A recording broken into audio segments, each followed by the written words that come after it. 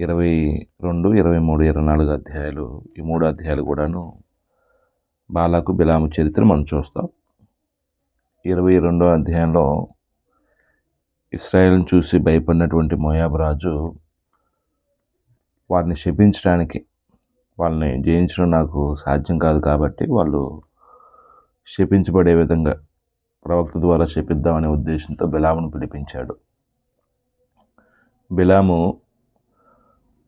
మొదటి నుంచి కూడా చెప్తున్న మాట ఏంటంటే, దేవుడు సెలవిచ్చిన మాటే నేను చెప్తాను అని చెప్తున్నప్పటికీ దేవుని దగ్గర ఇంక ఏదైనా ఆప్షన్ ఉందేమో అనే ప్రయత్నంలో దేవుని దగ్గర మళ్ళా విచారం చేస్తాడండి.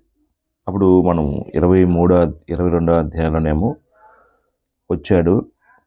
23వ అధ్యాయంలో ఇశ్రాయేలును దీవించే విషయంలో అంటే ముమ్మారు దీవిస్తాడండి. మనం 2 దినాన 11, 17 వరకు చదువుకున్నాం కదా. రెండో మారు మరలా బలిపీఠం కట్టించాడు, బలి అర్పించాడు. ఎక్కడంటే పిస్గా కొండ, 14వ వచనంలో స్థలం ఎక్కడంటే పిస్గా కొండనున్న కావలి వారి పొలమునకు అతను తోడుకొని పోయి అక్కడ 7 బలిపీఠాలు కట్టించి బలిపీఠాల మీద 7 కోడెలను 7 పోటీలను అర్పించాడండి. అక్కడ దేవుడు ఆయన నోట సెలవివ్వటానికి చెప్పిన మాటలు ఏంటంటే, ప్రాముఖ్యంగా 19వ వచనంలో దేవుడు అబద్ధమాటకు ఆయన మానవుడు కాదు, పశ్చాత్తాపట్టుకు ఆయన నరపుత్రుడు కాడు అనే విషయం చూసేవాడిని. అంటే అక్కడ నుంచి మనం నేర్చుకున్నటువంటి చిన్న సూత్రం ఏంటంటే, దేవుడు ఏదన్నా కాని పని చేసేసి అయ్యో నేను ఇలా చేయకూడదే అని అనుకునేవాడు కాదండి. ఆయన మాట తప్పేవాడు కాదు, ఆయన నమ్మదగిన వాడు, చంచల మనస్కుడు కాదు. అంటే దేవుడు తన స్వభావానికి విరుద్ధంగా ఏది చేయడండి. అది మనం అర్థం చేసుకున్నాం. 25 నుంచి 30 వరకు మరలా బలిపీఠాలు కట్టించి బలి అర్పిస్తాడండి. ఇది చివరి ప్రయత్నం. చూద్దాం ఒకసారి ఇక్కడ ఏం జరిగిందంటే, సంఖ్యాకాండము 23వ అధ్యాయము 18, 24 రాసుకున్నారు కదా. రెండో ప్రసంగం బిలాము మరలా ఉపమాన రీతిగా మాట్లాడిన విషయం, రెండో ప్రసంగం రాసుకున్నారు కదండి. 23వ అధ్యాయము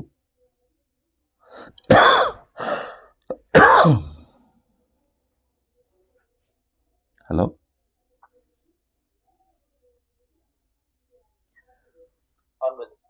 25, 20, 30 వచనాల్లో అంతటా బాలాకు నీవు ఏమాత్రము వారిని శపింపనవద్దు, దీవింపనవద్దు అని బిలాముతో చెప్పగా, అంటే విసిగిపోయాడు. ఇంకా బాలాకు ఎంత ఖర్చు పెట్టి ఎంత ప్రయాసతో అంత దూరం నుంచి ప్రవక్తను పిలిపిస్తే ఈయన నాకు వ్యతిరేకంగా వాళ్ళని దీవిస్తున్నాడు, నేనేమో వాళ్ళని శపించమని ఆయన పిలిపిస్తే నాకు వ్యతిరేకంగా ఈయన వాళ్ళని ఆశీర్వదిస్తున్నాడు, వాళ్ళని దీవించమని దీవెనకరమైనటువంటి మాట పలుకుతున్నాడు అని విసిగిపోయి ఏమంటున్నాడంటే, నువ్వు ఏమాత్రం వాళ్ళని శపించనవద్దు, దీవింపనవద్దు అని బిలాముతో చెప్పగా, 26వ వచనంలో బిలాము యెహోవా చెప్పిందంతయు నేను చేయవలనని నేను నీతో చెప్పలేదా? మొదటి నుంచి ఈయన చెప్తున్న మాటే, యెహోవా చెప్పింది నేను చెప్తాను, యెహోవా చేయమన్నది నేను చేస్తాను, నా అంతటి నేను చేయటానికి నాకు ఏ అధికారం లేదు. అప్పుడు ఇంకో విషయం చూద్దామని ఇప్పుడు ఏమంటాడంటే, అని బిలామునికి ఉత్తరమేగా, అంటే బాలాక్కి ఇలాగ బిలాము ఉత్తరం ఇచ్చాడండి. అప్పుడు బాలాక్ అంటున్నాడు, బాలాకు నువ్వు దయచేసి రమ్ము, నేను వేరొక చోటుకి నిన్ను తోడుకొని పోయేది నన్ను, అంటే ఇంకో ప్రయత్నం చేస్తున్నాడు. వేరే చోటుకి నేను తీసుకుని పోతాను, అక్కడ రమ్ము దయచేసి అన్నాడండి. అక్కడి నుండి నా నిమిత్తము నీ వారిని శపించుట దేవుని దృష్టికి అనుకూలమగును నేమో అని బిలాముతో చెప్పినాం.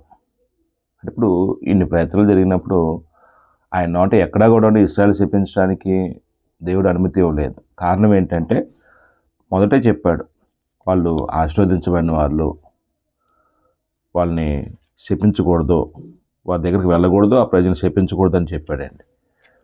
మొదటి ప్రసంగంలో కూడా ఏం చెప్పాడు,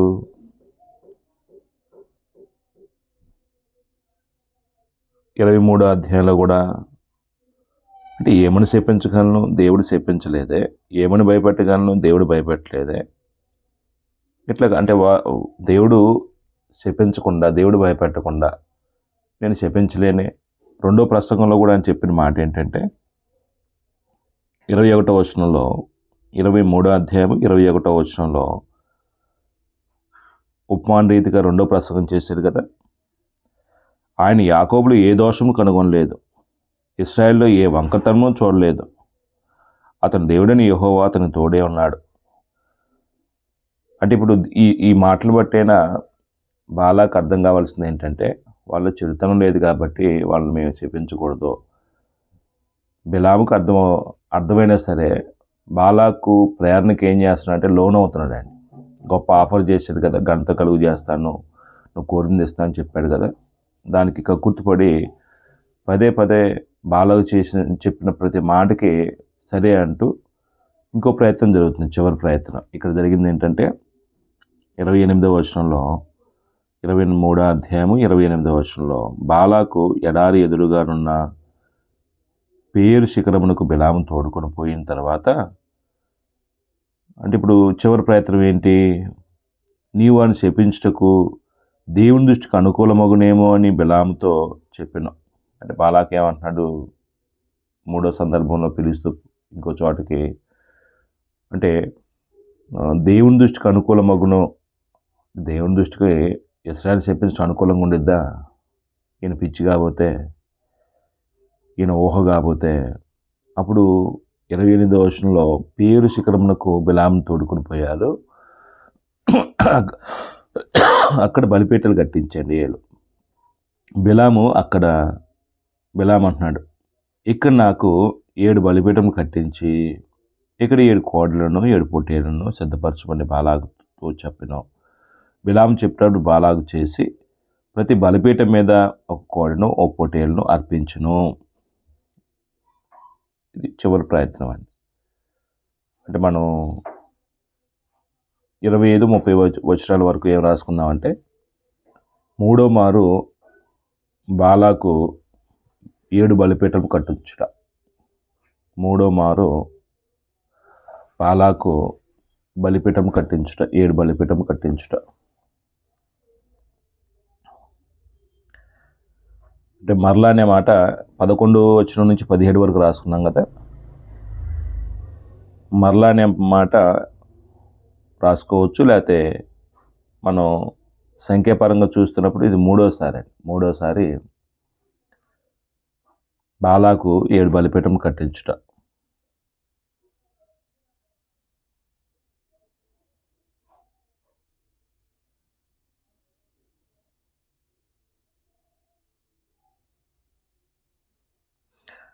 ఈ అధ్యాయాన్ని మనం ఏ మాట చేతి గుర్తుపెట్టుకోవచ్చు అండి.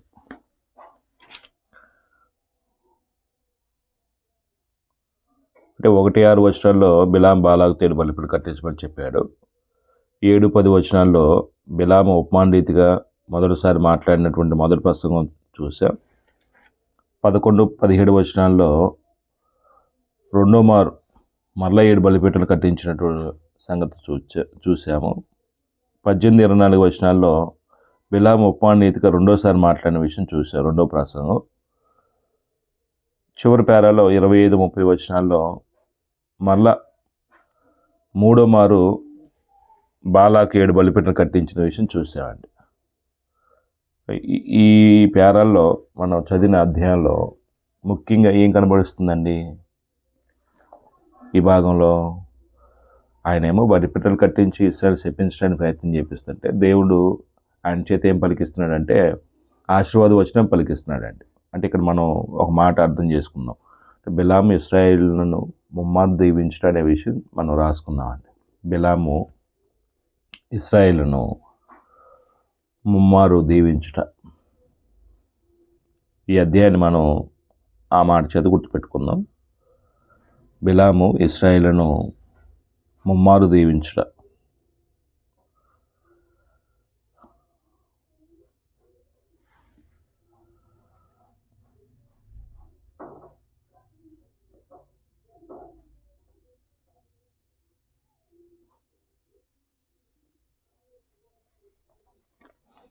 అంటే అంటే ఇది 24 అధ్యాయం కొనసాగిద్దండి. 23, 24 అధ్యాయాలు కలిసే ఉంటాయి.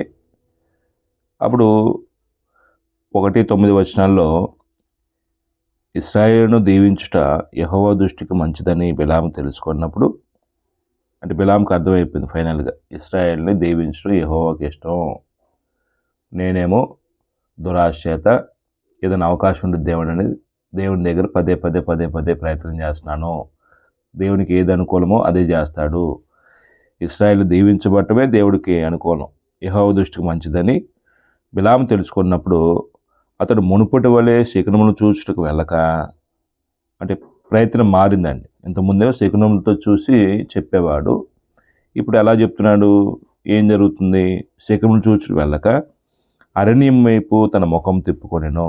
అప్పుడు ఏం చూశాడు ఆయన, బిలాము కనులెత్తి ఇశ్రాయేలు తమ తమ గోత్రముల చొప్పున దిగుండు చూచినప్పుడు దేవుని ఆత్మ అతని మీదకి వచ్చెను కనుక అతడు ఉపమాన రీతికి ఇట్లనెను. చివరి సందేశం వర్తమానం. ఇప్పుడు ఈ 1-9 వచనాల్లో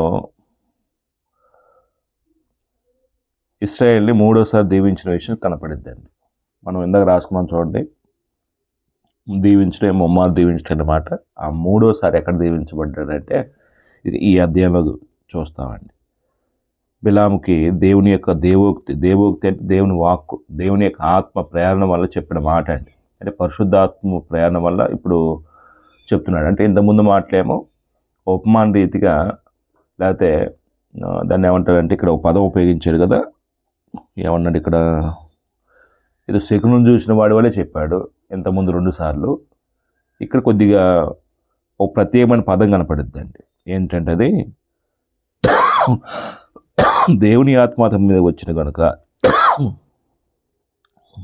అంటే దేవుని ఆత్మ పరిశుద్ధాత్మ ప్రయాణం వల్ల ఈ మాట చెప్తున్నాడండి. ఏమంటున్నాడు, బేరు కుమారుడైన బిలాముకు వచ్చిన దేవోక్తి, అంటే బిలాముకు వచ్చిన దేవోక్తి ఏమొచ్చింది, దేవుని దగ్గర నుంచి వాక్కు, దేవుని యొక్క వాక్కు అంటే కన్నులు తెరిచిన వానికి వచ్చిన దేవోక్తి.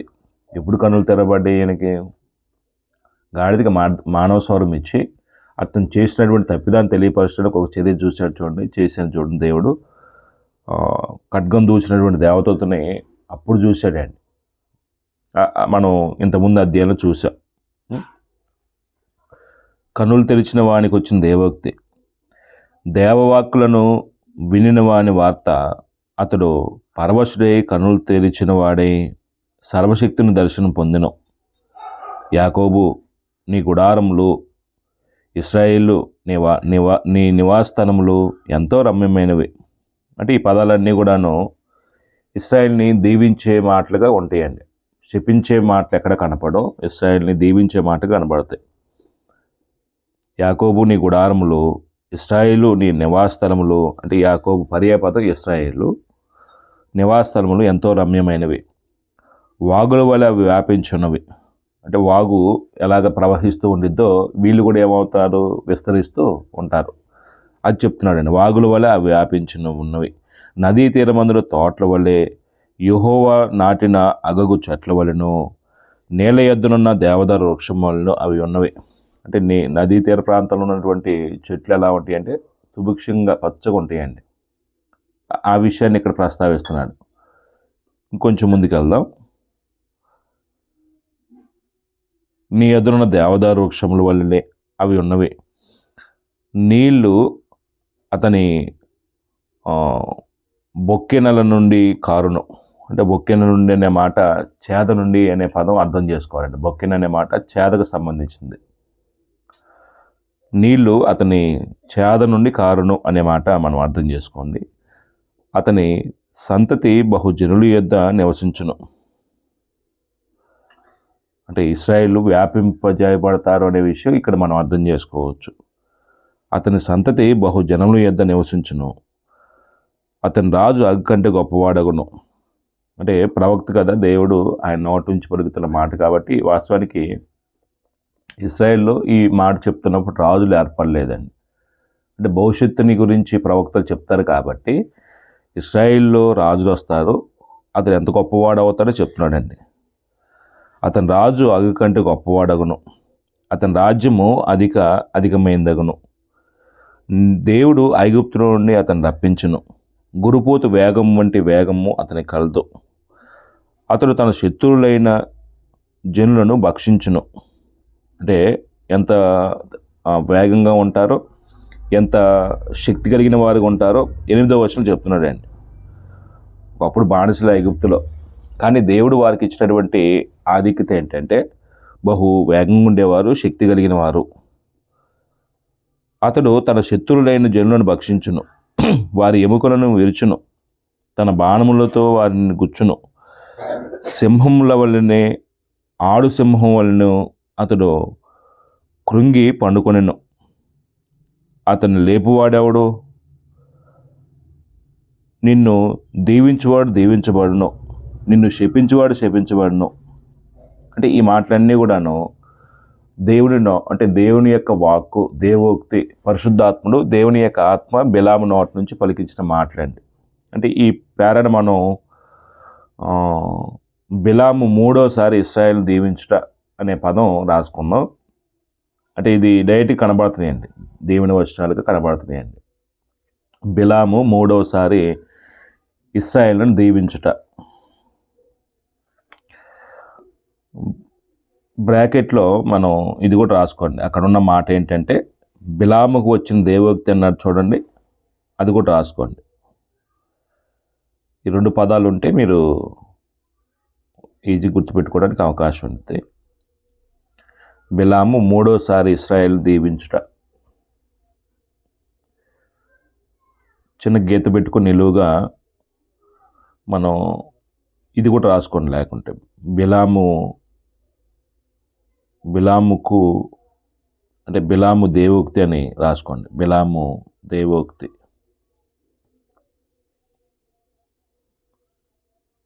మూడవ వచనం ఉంది కదా, బిలాముకు వచ్చిన దేవోక్తి అని. బిలాము దేవోక్తి అంటే బిలాము పలికిన దేవోక్తి అని, లేకుంటే బిలాము దేవోక్తి అనే మాట కంటే బిలాము పలికిన దేవోక్తి. అప్పుడు 10-14 వచనాల్లో ఇప్పుడు ఇలాగ దీవిస్తూ ఉంటే పిలిచిన బాలాక్ ఏమైంది? బాధ కలిగిద్ది, కోపం వచ్చేస్తాడు. అంటే బిలాము మీద కోపపడతాడు. చూడండి ఏమంటాడు ఆయన. అప్పుడు బాలాకు కోపం బిలాము మీద నుండెను గనుక తన చేతులు చరుచుకొని, చేసేదేమి లేక ఈయనేమో చాలా ఆశపడి పిలిపించాడండి బిలాముని. నా శత్రువులు వాళ్ళు నాశనం అయ్యేటట్టుగా ఈయన శపిస్తాడు, అప్పుడు మేము బాగుంటాం అనే ఉద్దేశంతో చాలా ప్రయత్నాలు చేశాడు. చేయవలసిన అన్నీ చేస్తున్నాడు ఆయన. కానీ ఈయన అధికారం ఏమి లేదు అక్కడ, దేవుని చిత్తమే జరగాలి. దేవుని యొక్క అధికారాన్ని బట్టే అక్కడ ఎవరైనా పని చేయాలండి. దేవుడు శపించడానికి సంబంధించి ఏమీ మాటలు రావట్లా. బిలాము నోట ఆశీర్వాద వచనాలే దేవుడు పలికిస్తూ ఉన్నాడు. చేసేదేమలాగా 2 చేతులు కరుచుకున్నారని అలాగా చి అని. మనం కూడా కోపం వచ్చినప్పుడు ఏం చేస్తామండి, పడేదన్న చాలా కష్టపడుతున్నాం, చివరికి వచ్చేసరికి ఫెయిల్ అయిపోతుందండి. మనం కూడా ఏం చేస్తామండి, చేతులు కరుచుకుంటామండి, కొట్టుకుంటామండి.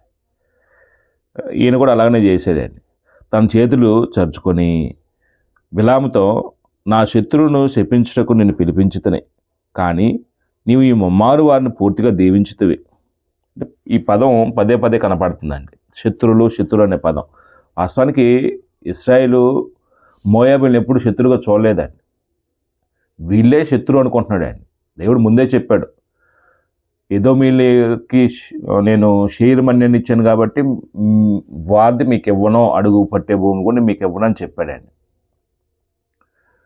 ఎందుకంటే వాళ్ళు కూడా అన్నదమ్ముల పిల్లలే. మోయాబులది కూడా ఇవ్వనని చెప్పాడండి దేవుడు. అయితే దేవుడు ఇశ్రాయేల్ చెప్పాడు, ఇశ్రాయేల్ మాత్రం వీళ్ళు ఎలా చూస్తున్నారంటే శత్రువుగా చూస్తున్నాడు అండి. వీళ్ళు యుద్ధానికి ఎప్పుడు వచ్చినాడు కాదండి. ఎదోము మీదకి వచ్చేటప్పుడు కూడా వాళ్ళు ఏమన్నారండి, రాయబారులు పంపించి సావధానంగా, మేము మీ దేశం గుండా వెళ్తాం, మీ నీళ్ళు తాగం, మీ పంట పొలాలు నడవం, మీ ద్రాక్ష తోటలు నడవం, మాకు అంటే రాజమార్గంలో వెళ్ళడానికి అనుమతి ఇవ్వమన్నారండి. రాజు పర్మిషన్ ఇవ్వలేదండి. మళ్ళీ కబురు పంపారు కదా, ఒకవేళ మీ నీళ్ళు తాగితే దానికి ద్రవ్యం ఇస్తాం, మీ పొలాల్లో ఆహార పదార్థం తింటే దానికి ద్రవ్యం ఇస్తాం, డబ్బులు ఇస్తాం, దయచేసి మమ్మల్ని పోనివ్వు అని అనుమతి అడిగారు ఆయన. కత్తి దూసి అంటే యుద్ధానికి వస్తాం తప్ప మేము పోనివ్వని కొంతమందిని వేసుకుని వచ్చేదండి రాజు. అది చుట్టూ తిరిగి వచ్చారు చివరికి.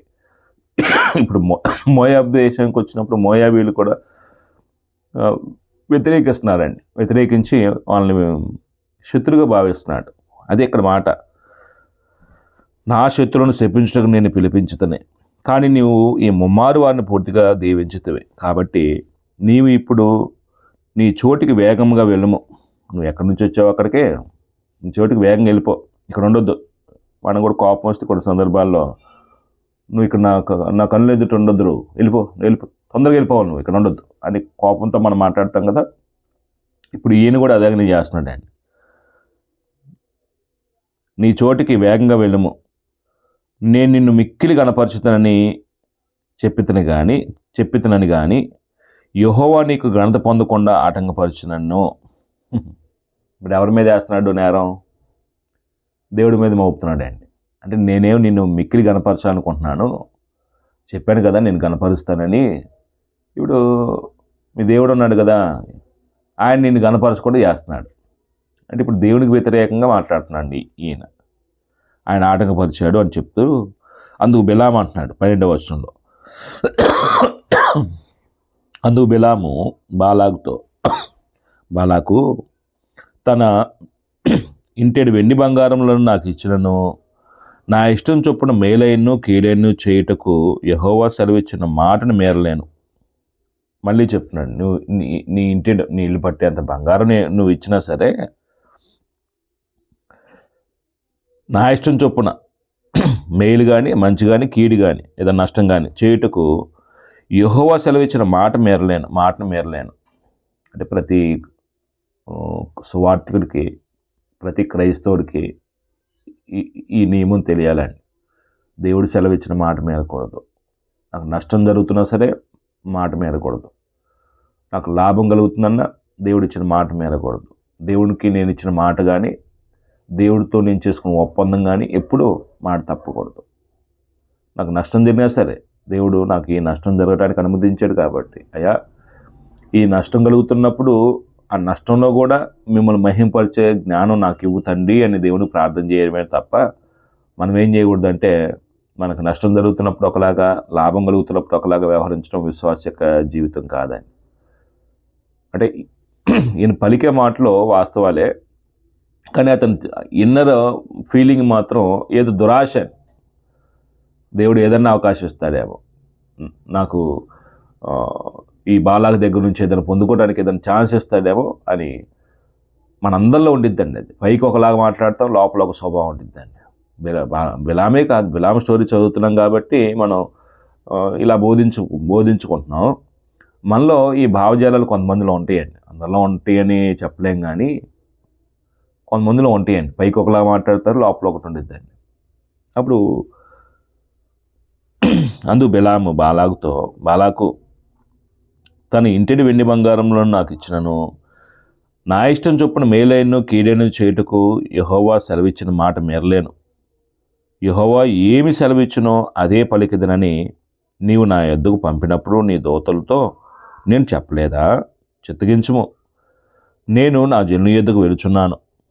అయితే కడపడి దినములలో నీ జనులకేమి చేయుదురో అది నీకు విశదపరిచిన రమ్మని చెప్పి ఉపమాన రీతికి ఇట్లా నేను. అంటే చివరి దినాల్లో ఈ ఇశ్రాయేల్ జనాంగం నీ జనాంగానికి ఏం చేస్తారో చెప్తాను, ఒకసారి రా అని ఫైనల్గా పిలిపించాడండి. మనం 14 వరకు రాసుకుందాం. 14 వరకు బాలాకు బిలాం మీద కోప్పట అనే విషయం రాసుకుందాం. బాలాకు బిలాం మీద కోప్పట.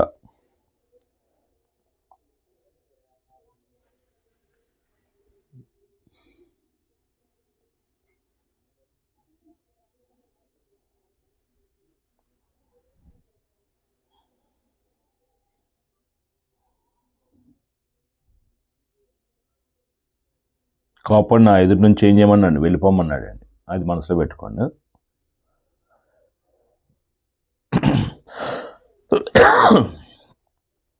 15 నుంచి ఆయన చివరి మాటలో బాలాకుతో చెప్పిన మాటలు ఉన్నాయి 25 వరకు.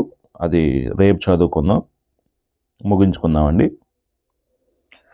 అంటే ఈరోజు చదివిన భాగంలో మనం నేర్చుకోవాల్సిన సూత్రం ఏంటంటే 24వ అధ్యాయం ప్రారంభించాం. 1-9 వచనాల్లో బిలాము పలికిన దేవోక్తి, అంటే మూడోసారి ఇశ్రాయేలు దీవించిన విషయం ఉంది కదా, అది చూసాం. 10-14 వచనాల్లో బాలాకు బిలాము మీద కోప్పడిన విషయం, నా ఎదుటి నుండి వెళ్ళిపోమన్న విషయం చూస్తామండి. అంటే మనం ఇక్కడ ఈ భాగంలో నేర్చుకోవాల్సిన సూత్రం ఏదైనా ఉందంటే నాకు అర్థమైంది ఏంటంటే, ఒకటి చెప్పి నేను ముగిస్తాను. ఏంటంటే మనం 12వ వచనం చదువుకున్నాను చూడండి. తన ఇంటిడి వెండి బంగారం నాకు ఇచ్చినాడు, నా ఇష్టం చొప్పున మేలైన కీడెను చేయుటకు యెహోవా సెలవిచ్చిన మాట మేరలేను. అంటే దేవుడు సెలవిచ్చిన మాట ఎప్పుడు మేరకూడదండి. దేవుడు మనల్ని ఉన్నతమైన ఉద్దేశంతో పిలుచుకున్నాడు. ఆ పిలుపుకు తగినట్లుగా నడుచుకోవాలి. ఆయన మాట, ఆయన ఆజ్ఞ అయితే ఆయన ఆజ్ఞ ఎప్పుడు కూడా ఏం చేయకూడదంటే మేరకూడదండి. దేవుడు సెలవిచ్చిందే మనకు నష్టం జరిగినా, బాధ అయినా, కష్టమైనా, ఇబ్బంది ఉన్నా మనం ఆయన మాట మేరకూడదండి. కొన్ని సందర్భాల్లో నేను అసలు జీవితంలో ఆయనకు క్షమించను అంటామండి. దేవుడికి క్షమించమని చెబుతుంటే జీవితంలో క్షమించను అంటే దేవుడికి విరుద్ధంగా మనం లేచిన వారం అవుతున్నాం కదండి. చచ్చిన వాడితో నేను మాట్లాడిన అంటామండి. చచ్చిపోయిన తర్వాత ఏం మాట్లాడతాం? బతుకున్నప్పుడే క్షమించి సహవాసం చేయడానికి ప్రయత్నం చేయాలి. కానీ అంటే ఇది మనం లోకంలో ఉన్నటువంటి సంస్కృతి అండి. ఆ సంస్కృతి మనలో బాప్తిసం పొందిన తర్వాత కూడా పోలేదని చాలామందికి.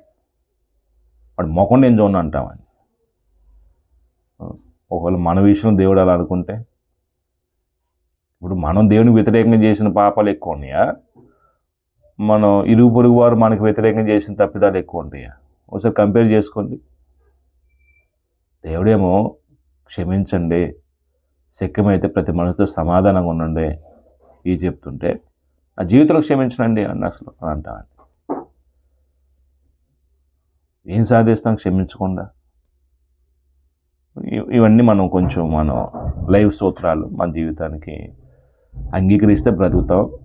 అంగీకరించకుండా వాడికన్నా నేను బెటర్గా ఉన్నాను, వీళ్ళకన్నా నేను బెటర్గా ఉన్నాను, వాళ్ళకన్నా నేను మంచివాడిని అనుకుని ఇలా పోల్చుకుంటే మాత్రం, మనుషులు పోల్చుకుంటే మాత్రం మనం ఆత్మీయంగా ఎదగలేమండి. మనం యేసుని పోల్చుకోవాలండి. ఎప్పుడు మనుషులు, సువార్తీయులు కూడా పోల్చుకోకూడదండి. సువార్తీయులు కూడా పర్ఫెక్షన్ కాదండి. సారీ ఈ మాట చెప్పినందుకు. యేసుని పోల్చుకోండి. యేసుప్రభు మనకు గురి అండి. యేసుప్రభులాగా సహించడం, యేసుప్రభులాగా క్షమించడం, యేసుప్రభులాగా ప్రేమించడం, యేసుప్రభులాగా నిస్వార్థం బ్రతకటం యేసుప్రభు దగ్గరే మనం నేర్చుకోవాలి. నేనైనా మీరైనా సరే. మీ అందరికీ వందనాలు. సోదర సమయిస్తూ ఈ డివోషన్ కార్యక్రమం ముగిస్తున్నాను.